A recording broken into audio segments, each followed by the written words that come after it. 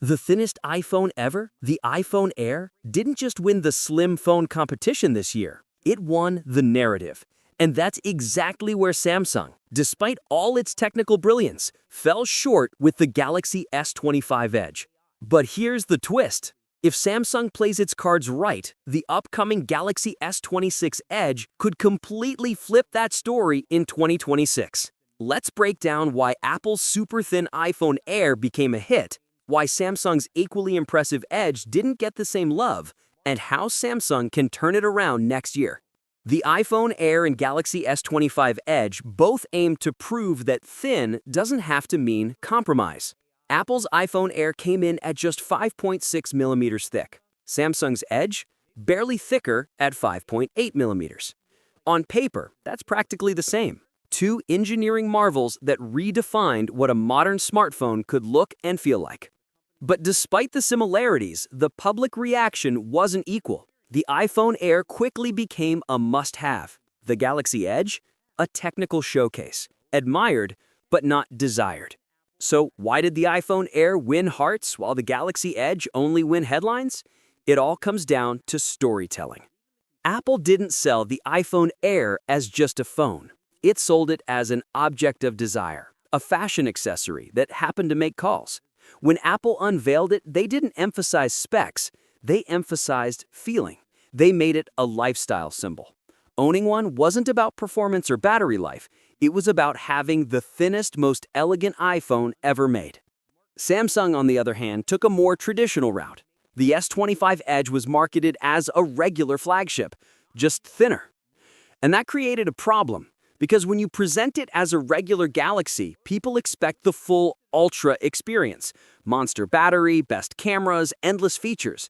But physics doesn't bend to marketing, and cramming everything into a 5.8 millimeter shell just isn't possible. The result? A technically stunning device that confused its audience.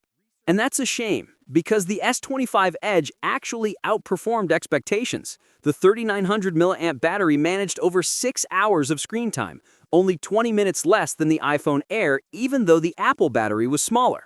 And Samsung's camera? A 200 megapixel sensor that crushed Apple's single 48 megapixel shooter, scoring a massive 140 in lab tests compared to the iPhone's 126. The Edge had sharper images, better dynamic range, and cleaner zoom even without a dedicated telephoto lens. It was, objectively, the better camera phone. And yet, it didn't feel like the better product. Because consumers don't just buy specs, they buy stories. And Apple told the better story. The iPhone Air felt like a statement piece, sleek, minimalist, unapologetically stylish. The Galaxy Edge, though beautiful, was presented like a light Ultra. That subtle difference made all the difference. Now, 2025 could be Samsung's redemption arc. Leaks say the Galaxy S26 Edge will pack a larger 4200 mAh battery, solving one of the biggest limitations of thin phones. It's also expected to get a new 50 megapixel ultra-wide camera, up from 12 megapixels, plus improved AI editing tools like Generative Edit and Audio Eraser, both missing from Apple's lineup. And here's the exciting part. Samsung is reportedly bringing Qi 2 magnetic wireless charging at up to 25 watts, faster than Apple's 20-watt MagSafe. That's impressive engineering in a body this slim. But again, the specs aren't the problem. The positioning is. If Samsung markets the S26 Edge as the elegant Galaxy, not as the smaller Ultra, it can change everything. It needs to live in its own lane, not as a cheaper flagship, but as a lifestyle product for people who want a beautiful, ultra-portable device that stands out. Think of it this way.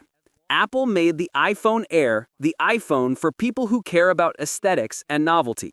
Samsung needs to do the same. Target those who want sophistication and design first, not raw power. Because tech enthusiasts will always pick the Ultra. But style-conscious buyers? They're the ones Apple captured with the Air. And that's where Samsung's opportunity lies. Imagine a Galaxy Edge campaign that embraces its identity, highlighting the craftsmanship, the feel in hand, the effortless slimness, rather than trying to prove it can keep up with the big, bulky flagships. It doesn't need to win on specs. It needs to own the idea of elegance in the Android world. If Samsung can shift the narrative from look what we fit in this thin phone to look how good this thin phone makes you feel to use, the S26 Edge could finally become the iPhone Air's true rival, not just on paper, but in people's minds.